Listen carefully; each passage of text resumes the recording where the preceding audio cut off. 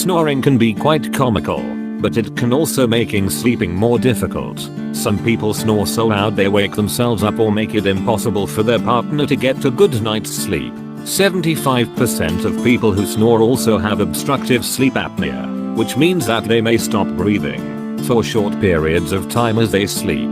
This condition is quite serious as it increases the risk of developing heart disease and may result in death. How to stop snoring? According to the Mayo Clinic, snoring occurs when air passes through relaxed tissues in your throat, causing them vibrator as you breathe, which creates those irritating sounds. The best way to clear your sinuses and respiratory tract is to nourish your mucous tissues with this delicious drink.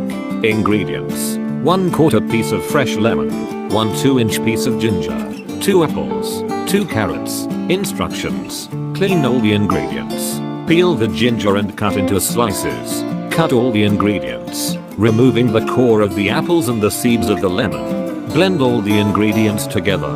Enjoy a few hours before bedtime.